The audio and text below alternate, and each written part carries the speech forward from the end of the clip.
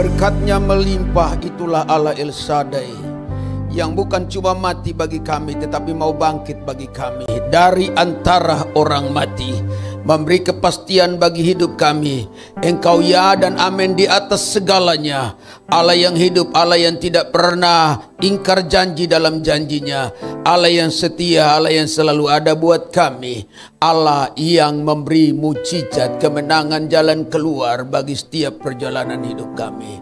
Orang percaya, khususnya jemaat Tuhan yang ada di Gereja Bethel Indonesia Double C yang ada di tempat ini, saatnya kami akan diberkati dan ditaburi oleh kebenaran firman Allah di minggu pertama bulan kelima 2025 ini, agar kami menjadi orang-orang percaya yang kuat, orang percaya yang tetap hidup di dalam apa yang Tuhan kehendaki. Dan mari bicaralah bagi kami ya Allah yang hidup, dan di dalam nama Tuhan Yesus Kristus, pakai urapi hamba-Mu ini jadi berkat bagi jemaat Tuhan. Haleluya, haleluya, amin. Beri tepuk tangan dulu bagi Tuhan kita.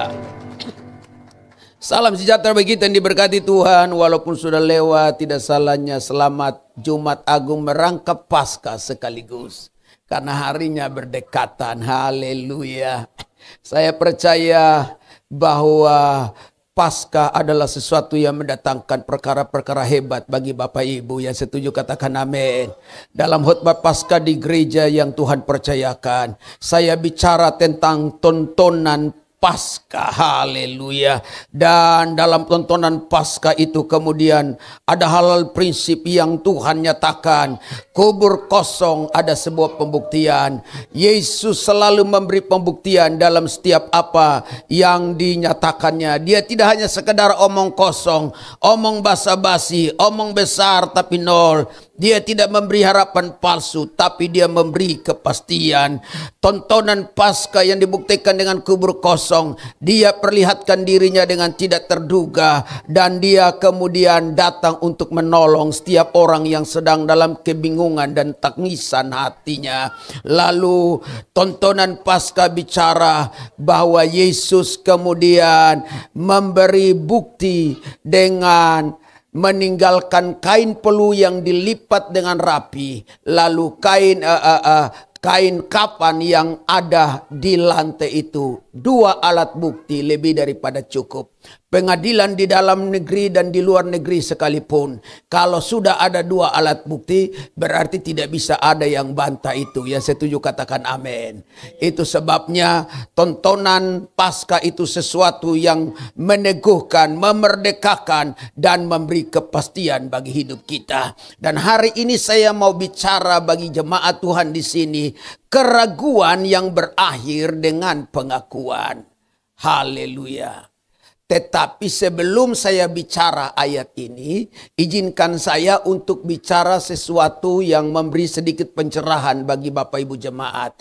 Hari-hari ini di dunia maya, di platform media sosial, baik YouTube, Facebook, baik kemudian TikTok, TokTok, dan yang lainnya, kemudian sedang membicarakan dengan hebohnya tentang Allah Tritunggal. Iya kan? Ada yang menyatakan bahwa Allah Tritunggal itu adalah namanya Bapa. Ada juga yang mengatakan bahwa nggak tahu namanya dan sebagainya. Tetapi hari ini saya mau kasih tahu Bapak Ibu, Allah Tritunggal itu namanya adalah Allah. Setuju katakan amin. Kejadian pasal 1 ayat 1 menyebutnya dia adalah Allah. Dalam bahasa Ibrani namanya Elohim. Him itu kata jamak, berarti Allah kita secara esensial, ya kan? Allah kita secara hakikat, secara keberadaan itu satu. Sesuai dengan Keluaran pasal 3 ayat 14 yang berkata bahwa firman Tuhan berkata, Aku adalah Aku. Itulah nama Allah yang diterjemahkan dalam bahasa Ibrani namanya YHWH. Yang kemudian dalam perjanjian baru namanya Tuhan, Kurios yang diurapi. Jadi siapa nama Allah kita? Nama Allah kita Elohim, YHWH, Allah yang ada 3 pribadinya. Siapa pertama namanya Bapa, dia juga Allah. Pribadi kedua namanya siapa? Yesus, itu juga Allah. Pribadi ketiga namanya Roh Kudus, itu juga Allah. Tiga-tiga sama derajat. Tiga-tiga nggak ada satupun yang lebih rendah daripada yang lain. Sama-sama bilang amin. Jadi kita nggak usah lagi persoalkan mana yang lebih besar, mana yang lebih kecil. Sama-sama ada sebelum dunia dijadikan, ada dalam masa penciptaan, karena dan ada sampai hari ini, dan sampai nanti kita ke sorga ada di sana. Haleluya. Jadi nama Allah kita bukan Bapa, karena Bapa bagian dari pribadi Allah. Haleluya. Jadi jelas ya. Jadi supaya kita jangan kacau balau, pusing ya kan. Karena Yesus juga waktu dia lahir dikatakan firman Allah yang menyertai ya kan. Dia adalah Allah yang menyertai. Haleluya. Roh Kudus juga demikian, adalah roh Allah. Waktu Yesus dibaptis, roh Allah turun seperti merpati, lalu ada suara mengklaim baptisan juga mengklaim baptis mereka dalam nama Allah Bapa, Allah Anak, dan Allah Roh Kudus. Jadi nggak usah ribut, nggak usah pusing. Orang mau ngomong apa terserah. Mungkin sekolahnya nggak nyampe gerbang, ya sudah, kita anggap biasa saja. Karena kita tidak boleh berdebat, ya toh, tidak boleh berapologet berlebihan. Karena Allah tidak perlu dibela. Yang waras yang kemudian ngomong supaya semuanya jalan baik. Saya kira itu yang saya mau sampaikan dulu, supaya kita jangan ragu-ragu. Karena itu lahir dalam konsili Nisea yang sudah selesai. Itu kumpul orang-orang banyak, tokoh-tokoh agama Kristen, tokoh-tokoh teolog di seluruh dunia ngumpul merumuskan ini. Jangan 1-2 orang bikin rusak apa yang kemudian kita yakini dan kita pahami. Nah, untuk itu hari ini saya mau bicara dari kitab Yohanes pasalnya yang ke-20 ayat 26 sampai dengan ayatnya yang ke-28. 8 hari kemudian. Berarti dari Yesus bangkit. Enggak selang lama. 8 hari menjelang hari kebangkitan. Murid-murid Yesus berada kembali di dalam rumah itu. Rumah mana? Rumah biasa mereka ngumpul, memecahkan roti, makan bersama. Rumah di mana mereka suka berdoa bersama-sama. Dan Thomas bersama-sama dengan mereka. Siapa Thomas? Thomas adalah murid Yesus dari 12 itu. Thomas adalah salah satu murid yang tidak percaya Yesus bangkit. Thomas meragukan kebangkitan Yesus. Thomas tidak yakin kalau Yesus mati lalu bangkit kembali. Maka itu yang menjadi kekhawatirannya. Itu yang menjadi pertanyaannya. Itu yang menjadi keraguannya. Yang akhirnya terjawab ketika Yesus jumpa dengan mereka. Sementara pintu-pintu terkunci, Yesus datang dan berdiri di tengah-tengah mereka dan berkata, damai sejahtera bagi kamu.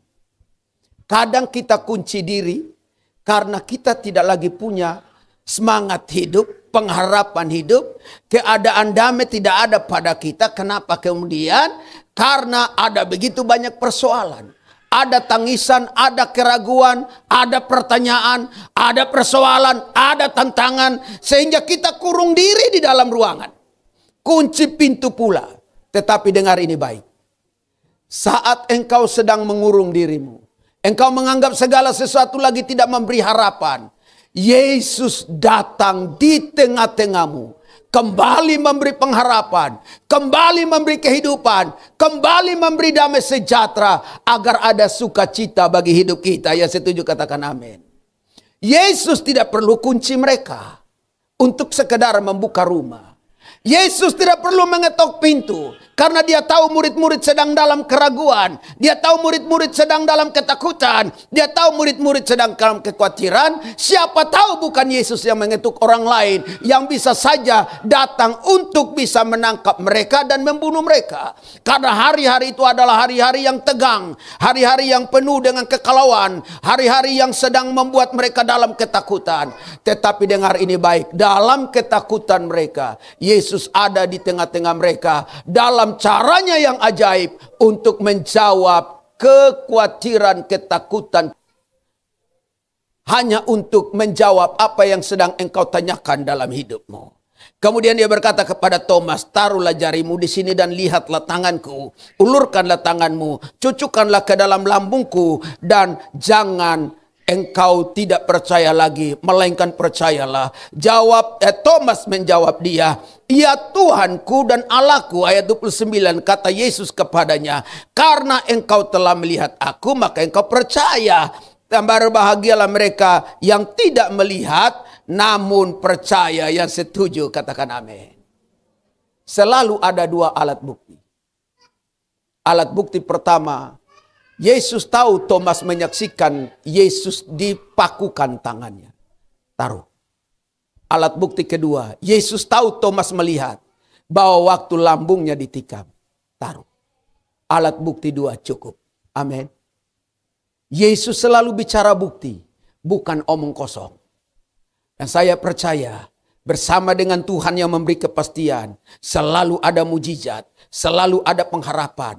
Dan ujungnya adalah sebuah pengakuan dari keraguan kita. Dari tanda tanya kita. Dari pertanyaanmu. Dari kekhawatiran yang meragukan hidupmu. Apa yang ingin saya bagikan bagi Bapak Ibu? Keraguan yang berakhir dengan pengakuan yang pertama. Tuhan mau ketemu langsung. Tuhan hadir dan mau ketemu kita langsung. Dia tidak butuh utusan tanpa pakai perantara untuk menjawab kita. Karena kalau pakai perantara persoalan. Karena kalau pakai perantara bisa bikin orang bingung. Kalau pakai perantara belum tentu orang percaya. Beberapa hari yang lalu ketika Paus San Franciscus meninggal dunia, di waktu pemakamannya Indonesia oleh Presiden Prabowo tidak pergi sendiri, tidak mengutus juga wakilnya Gibran Raka Buming Raka, tapi mengutus mantan Presiden Republik Indonesia ke-7 Joko Widodo yang juga diketahui pernah jumpa dengan Paus di Vatikan dan seterusnya. Tetapi hari ini dia adalah seorang rakyat biasa rupa saudara dan saya. Dan sekembalinya dari sana, rakyat Indonesia banyak yang pro dan kontra. Ada yang angkat jempol, ada yang turun jempol. Ada yang kemudian bilang bagus, ada juga yang kritik. Karena Jokowi cuma utusan. Utusan lagi tidak sedang memegang jabatan strategis dalam pemerintahan kekinian. Apalagi itu bikin semua jadi pertanyaan. Yesus ketika mau jawab kegalauan hatimu, dia tidak pakai perantara. Dia tidak pakai malaikat. Karena kalau dia pakai perantara, orang tanya, ini betul tidak? Iya kan? Ini betul tidak? Katakanlah Bapak Ibu, istri Bapak Ibu diculik orang. Ini contoh. Ada yang rupa pernah mau diculik istrinya atau pernah? Belum. Contoh. Lalu kemudian yang menculik meminta tebusan. Tetapi oleh bapak-bapak tidak pergi jemput sendiri. Bapak-bapak utus orang penjemput. Suami orang pula. Istri bapak-bapak percaya tidak? Walaupun dia bawa uang segepok untuk menebus di istrinya. Tapi pasti istrinya bingung. Ini jangan-jangan saya pengen diculik yang kedua kali. Dari penculikan pada penculikan yang berikutnya. Keren. Ini ibu rupa keren punya. Sehingga yang nyulik banyak pula orangnya. Ya kan? Tetapi kalau suami sendiri yang datang. Mantap punya. Mau dia bawa uang, tidak bawa uang. Istrinya udah jamin. Pasti ini dia datang untuk membebaskannya. Memberi pertolongan. Jadi kalau pakai perantara Pak. Orang susah mau percaya. Maka Yesus tidak perlu bikin bingung yang lagi bingung. Amin. Dia mau bikin semua jadi adem. Semua tenang. Yang bingung supaya jangan bingung. Jangan kemudian kehadiran orang bikin kita tambah bingung dari kebingungan kita sebelumnya. Membangun kebingungan demi kebingungan, akhirnya mati cepat. Karena hanya gara-gara bingung. Murid-murid ini sudah lama dengan Yesus. 3,5 tahun. Tapi waktu Yesus mati, bangkit, bikin mereka bingung semua. Petrus dan rekan-rekannya, ketika Maria Magdalena memberitakan bahwa dia hidup, dia tidak ada di kuburan, mereka semua beramburan lari ke kuburan. Bukti bahwa mereka tidak percaya apa Yesus omongkan. Thomas lagi, sampai kemudian Yesus suruh taruh tangan di lubang jari, lubang tangannya, baru percaya. Butuh kehadiran. Yesus mau ketemu. Apapun persoalan. Dia tidak pakai orang lain. Dia tidak pakai orang ketiga. Kita kadang suka pakai orang ketiga. Hanya untuk menyelesaikan sebuah persoalan, betul? Orang ketiga datang, bikin masalah. Coba Bapak Ibu bakalai. Suami-suami istri bakalai. Dan yang datang orang ketiga. Orang ketiga mantan lagi. Entah mantan suami, mantan istri. Jamin bagus. Jamin selesai. Saya nggak jamin tuh. Jangankan Bapak Ibu. Coba Pak Gembala Saudara. Pastor Kem sama kekasih hatinya. Dua-dua ada lagi ribut-ribut ringan. Katakanlah demikian. Lalu tiba-tiba datang mantan Pastor Kem. Atau datang mantannya Pastor Ibu Gembala. Itu bikin huru hara tambah. Yang tadinya ributnya sedikit jadi ributan. Ya kan? Itu keributan besar, angin puting beliung turun di situ, ya. Kenapa? Karena orang ketiga hadir. Yesus tidak perlu pakai orang ketiga hanya untuk ketemu kita. Karena dia tahu kadang iman kita masih tipis. Kadang iman kita masih mudah goyah. Kadang iman kita itu masih mencele-mencele, ya kan? Iman kita mencele-mencele, ya. Kadang iman kita masih iman yang cuma ikut-ikutan. Di sini ada cuma iman yang ikut-ikutan. Kadang cuma iman kita itu masih iman kayak anak-anak ABG itu loh. Ciluba. Pernah nonton film Siva? Jangan panggil aku anak kecil om, paman, ya kan? Iya, si siapa itu? Si polisi itu, Landur Singh ya. Iya, Landur Singh ya. Itu udah tua bangka model kayak begitu. Polisi lagi ya kan.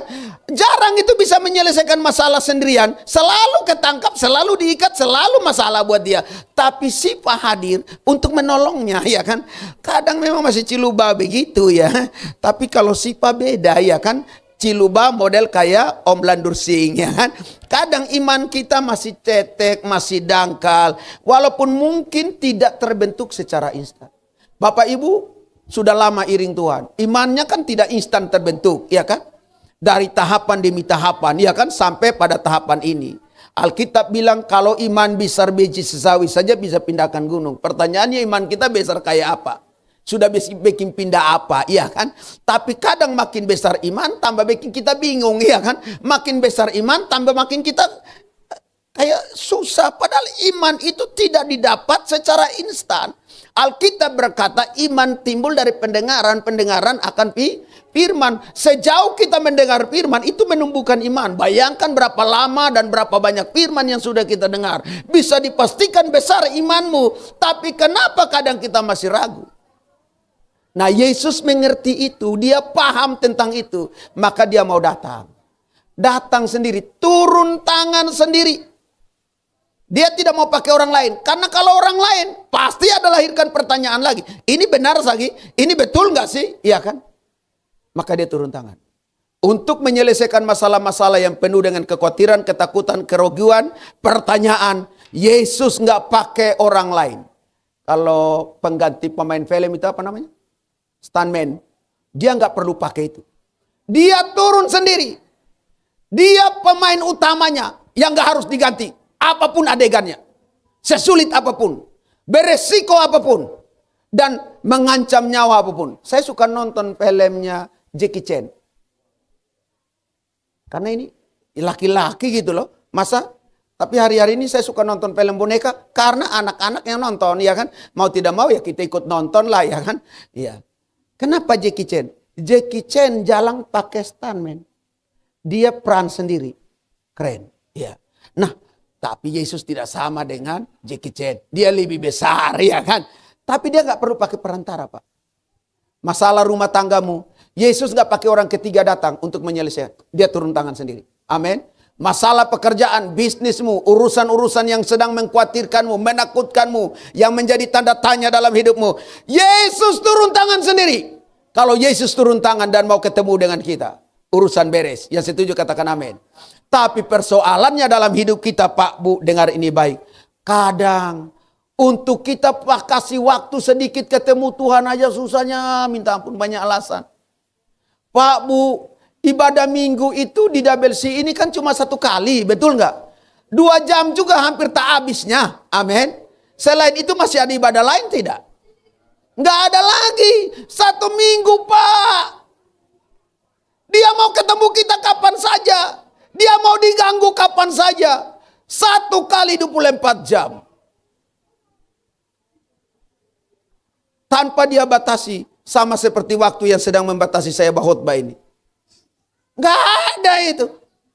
Tapi kita 1 minggu aja 2 jam kurang mau ketemu Tuhan aja. Rasa-rasa sesak napas. Rasa-rasa pengen mati aja. Saya kira di sini tidak ada. Yang setuju katakan amin. Muka Bapak Ibu adalah muka-muka yang penuh pengharapan. Yang setuju bilang amin. Walaupun datang dengan susah payah jauh, ongkos pula, ya kan? Ya sampai di dalam lagi, gereja lagi, suruh kolekte lagi, perpuluhan lagi, astaga. Banyak yang ditagih, banyak yang diminta. Dengar ini baik, Bapak Ibu. Kalau bukan Bapak Ibu yang dukung pekerjaan Tuhan, siapa lagi? Amin. Bapak Ibu kasih persembahan perpuluhan itu bukan untuk kasih kaya pendeta. Saya belum lihat Pastor Kem kaya. Rasa-rasa kaya iya. Tapi untuk operasional yang ada. Jangan buat ibu bendahara setiap bulan pengen mau mati. Yang tadinya ada sukacita, setiap mau pembayaran tempat pengen mati rasanya. Enggak kan? Saya kira Bapak Ibu di sini orang-orang yang mensupport pekerjaan Tuhan. Beri tepuk tangan dulu, haleluya. Ini yang ngomongin pendeta pembina ini. Tidak perlu utusan yang ngomong. Langsung. Haleluya. Puji Tuhan. Haleluya. Yang kedua. Keraguan yang diakhiri dengan pengakuan adalah Tuhan gak mau jauh dengan kita. Sama-sama bilang dia gak mau jauh dari kita. Dia pengen dekat dengan kita. Dia tahu sejak kebangkitannya. Dia punya waktu cuma 40 hari. Bersama dengan murid-murid.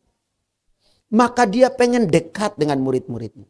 Dia nggak mau jauh. Dia pengen selalu bersama dengan kita. Baik di dalam suka dan di dalam duka. Ada banyak orang cuma hanya suka yang mau dengan kita. Betul nggak? Tapi waktu dukanya nggak mau. Adakah istri-istri begitu kayak dengan suaminya? Itu berarti istri yang memanfaatkan suami. Istri yang cari untung pada suami. Pas suka sama-sama, pas duka nggak sama-sama. Saya kira Bapak Ibu di sini nggak demikian ya, amin. Baik suka, baik duka sama-sama. Yesus demikian. Dia tidak manfaatin murid-muridnya hanya ketika dia butuh. Tapi waktu dia bangkit dari kematian, suka dan duka dia datang kepada mereka. Dia tahu murid-murid lagi susah. Dia tahu murid-murid lagi sedih. Dia tahu murid-murid sedang menangis. Menantikan jawaban atas ketidakpastian yang sedang dialami. Gonjang-ganjing itu. Dia tahu itu. Maka dia hadir di situ. Untuk apa? Untuk memberi pengharapan. Dengan lebih dekat dengan mereka. Dia mau dekat-dekat dengan kita. Pak, Bu. Kalau jauhan suami istri enak nggak? Nggak enak kan? Jangankan jauhan, yang satu tidur di kamar sebelah, yang satu tidur di kamar sebelah aja, batas tembok doang, nggak enak. Karena dianggap jauh. Gimana kalau jauhan benar? Lebih nggak enak lagi. Lebih enak kalau dekat-dekat. Kalau dekat-dekat, biar urusan pusing ya kan. Suami lagi sedang susah, bisnis lagi lesu, pekerjaan juga ini, uang tidak ada. Tapi saya setuju juga kadang-kadang istilah dunia itu ya kan. Bersama itu lebih baik. Ya kan? Mau makan apa tidak perlu. Yang penting selalu bersama. Haleluya. Yesus ketika jumpa dengan murid-muridnya, dia tidak hitung-hitungan, Pak. Dia tidak mikir begini. Kira-kira mereka mau buka pintu enggak deh? Saya tidak punya kuncinya. Kira-kira mereka mau buka nggak? Kalau itu jadi alasan, dia tidak akan datang. Karena dia sudah hitung-hitungan duluan di awal. Tapi Yesus tidak pernah hitung-hitungan. Dia mau datang cari kita dan peluk kita. Ya setuju, katakan amin. Dengan kasihnya, bukan ninggalin kita sesuka hatinya. Bukan biarin kita terlantar. Bukan buang kita. Ada orang suka buang kita. Kalau dia sudah dirasa diri hebat. Ya kan? Coba. Dulu kita makan satu piring bersama. Betul nggak? Bapak Ibu ingat tak waktu zaman-zamannya kuliah? Ya kan? Waktu zaman kuliah satu kaki kemana rombongan, ya kan? Makan mie bisa 3 orang makan satu bungkus, ya kan? Masih ingat toh? Itu. Tetapi ada teman-teman ketika ada yang sukses, coba. Kira-kira kalau dia sudah sukses, kita pergi. Belum tentunya dia buka pintu untuk kita. Betul nggak? Padahal waktu sama-sama susahnya dulu, dialah yang paling kemudian membutuhkan kita, ya kan? Nggak pernah sponsor itu. Pokoknya kalau makan apapun yang traktir orang lainnya. Tapi ketika dia sukses, dia lupanya itu. Yesus tidak demikian. Waktu dengan murid-muridnya, dia tetap bersama. Waktu dia mati, dia bangkit dari antara orang mati. Dia juga mau cari mereka. Dia tidak buang mereka. Orang cari kita karena mau cari muka. Atau cari untung. Betul nggak? Tuhan nggak cari muka kita, dia udah punya muka. Amin. Ya. Orang cari kita karena mau cari muka. Padahal kita punya, dia udah punya muka, kita juga punya udah muka. Kita nggak mungkin kasih mukanya ke dia. Dia akan bermuka 2 dan kita tidak ada punya muka. Lah ya, orang cari muka kita, kita kasih. Coba kasih. Mukamu nggak ada, hilang memang. Nah dia tambah muka. Repot tuh lihat ini. Jadi Bapak Ibu yang dikasihi Tuhan. Yesus adalah Tuhan yang mau ketemu kita.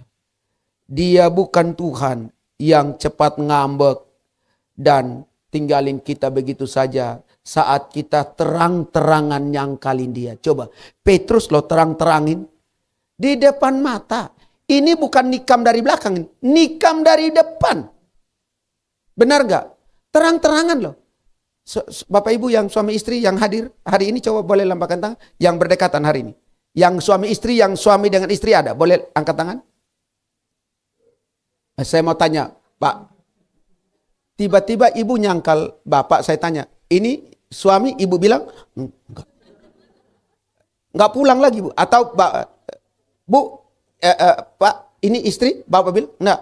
Saya jamin, Pak, tidur di luar untuk beberapa waktu, Pak. Sampai memulai. Sama ya, Bu ya? Coba kalau tiba-tiba dalam satu arisan, ya kan? Lalu kemudian ada orang yang barangkali aduhai atau bagaimana. Lalu bapak ditanya, ini istri? Pak, bahaya Pak. Saya jamin Pak. Itu bisa bakal lain gak ada habis Pak. Iya. Bukan masa pengakuan itu penting. Ya setuju katakan amin. Bakal lain gak ada habis. Itu maksudnya berkelahi gak ada habisnya. Gak ada berhentinya. Jadi terbawa-bawa ini. Ini gara-gara... Ya. Tapi lihat, Yesus cari kita, peluk kita. Bahkan ketika orang rupa Sakeus saja, yang kemudian dikatain orang, suka rampas orang punya hak miliknya, ambil orang punya haknya, pemungut cukai ini, Yesus datang jumpa dia. Bukan cuma jumpa, makan sama-sama. Itulah hebatnya Yesus kita, Tuhan kita. Keraguan, dari keraguan diakhiri dengan pengakuan. Haleluya. Yang ketiga, yang terakhir, dari 14 menit kemudian. Haleluya. Saya lihat-lihat. Ya. Yang ketiga, Tuhan gak buang banyak waktu dengan sia-sia. Tuhan gak tunggu terlalu lama dan ulur waktu yang lama. Tunggu ini kan 8 hari. Singkat tuh. Tunggu semua viral dulu. Baru tiba-tiba ujuk muncul dengan angkat dada. Supaya apa? Supaya diberi pengakuan yang berlebihan, diberi pelayanan yang spesial khusus, dan diberi panggung kehormatan. Tuhan gak butuh itu. Orang hari ini, kalau dia masih biasa-biasa, dia jalan kemana-mana, orang tidak tegur itu. Mau angkat-angkat kepala orang tidak tegur. Tapi kalau dia sudah viral, dia masuk ke WC, orang ikut ke sana minta foto. Ya kan? Orang model kayak gini biasanya akan butuh panggung penghormatan. Coba kalau berani Pastor Kem bikin begitu, misal tiba-tiba sudah viral, orang mati didoain bangkit, ya kan? Langsung khotbah ribuan orang datang, lalu ikut di kita tidak tegur, kita tinggal angkat katapel aja dari jauh, nggak usah di depan, katapel aja, pas dia lewat kita tinggal tembakin aja. Bukan, itu namanya sakit hati. Nggak juga. Tapi biasanya kalau orang sudah viral, pengen panggung. Gak mau lagi melayani. Maunya dilayani melulu. Betul gak? Kalau tidak dikasih servis yang first class, udah mau. Dia yang betul-betul kelas number one. Yesus gak butuh panggung itu. Yesus gak butuh fasilitas itu. Walaupun dia bangkit dari antara orang mati, tetapi dia tidak butuh pelayanan spesial. Dia datang di waktu yang tepat. Dia nggak bikin waktu lama. Dia tahu waktunya yang tepat untuk menyelesaikan urusan-urusan yang dia anggap belum selesai, yang kemudian dianggap murid-murid belum selesai. Karena dia harus pastikan kepada murid-muridnya. Dia harus memberi jaminan. Biarin aja Pak, ini calon-calon pendeta masa depan. Ya, tenang. Kalau saya khotbah anak-anak ribut, biasa. Saya tidak akan terganggu. Karena di tempat saya banyak anak-anak. Ini masih sopan-sopan ini. Untung tidak naik di sini. Sempat berdiri di sini, saya duduk. Dia khotbah. Itu di sana sama itu. Jadi sudah nggak usah nggak usah diangkat. Aman tuh. Ini calon-calon pendeta itu. Aman tuh. Nah. Yesus kita adalah Tuhan yang begitu sangat luar biasa. Dia itu ketika bangkit dari antara orang mati, dia cari kita dan kemudian dia mau dekat dengan kita. Dia anggap kita sebagaimana dia anggap kita. Dia kemudian tidak menganggap kita tidak lagi penting buat dia. Dia tetap anggap kita penting buat dia. Setuju, katakan amin. Karena ada begitu banyak orang ketika viral, dia anggap orang lain sudah tidak penting lagi. Dia sudah tidak butuh orang lagi. Yesus tetap butuh kita hari-hari ini.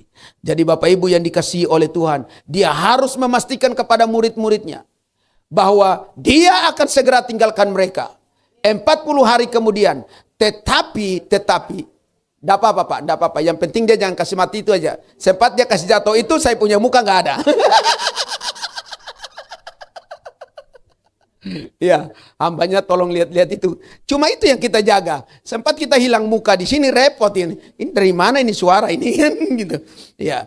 Lalu kemudian memastikan jaminan kepada murid-muridnya bahwa dia bukan hanya sekedar bangkit dan akan segera tinggalkan mereka, tapi dia minta kepada Bapaknya yang adalah pribadi Allah juga. Dia juga adalah pribadi Allah. Dan roh yang akan dikirim Bapaknya, yang juga adalah pribadi Allah, datang untuk menolong, meneguhkan, menghibur, menguatkan, dan menolong mereka. Sehingga walaupun dia pergi, dia tidak tinggalkan kita seorang diri dan sendirian. Coba, Yesus pikirannya matang punya. Persiapannya detail punya.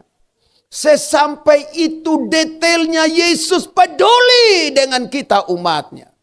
Peduli dengan jemaat GBI WC Gregorio. Saya sih berharap suami-suami melakukan hal yang sama buat istrinya. Istri melakukan hal yang sama buat suaminya. Orang tua buat anak-anaknya. Anak-anak buat orang tuanya. Yang setuju bilang amin. Karena selalu saya katakan dari mimbar-mimbar pelayanan. Tidak untuk selamanya orang-orang yang dekat dengan kita selalu ada buat kita. Ada waktunya dia tidak ada buat kita. Saat kapan? Saat mati. Jadi selama dia ada, udah yang terbaik aja. Amin. Biar dia berubah bentuk juga kasih yang terbaik saja. Iya kan? Badannya makin besar, kasih tambah besar. Iya. Supaya kemudian apa? Supaya dia menikmati hidup. Saya udah bilang istri saya dulu saya yang gendong. Istri saya. Ini ibu gembala bapak ibu ini. Ya, dulu badannya mereka ibu gembala ini masih lebih kurus sedikit lagi. Oh, saya gendong-gendong. Sekarang dia yang gendong Pak kita. Tapi saya akan ada selalu buat dia. Sampai maut memisahkan kami. Haleluya. Itulah kasih Tuhan buat kita orang percaya. Yang tidak ada habisnya. Jadi kalau hari ini kita masih capek hati, capek pikir, apalagi capek perasaan, ya kan? Kecewa, berat, ya kan? Kecewanya bukan cuma kecewa, kecewa berat, ya kan? Lagi lemah, letih, lesu, berbeban berat.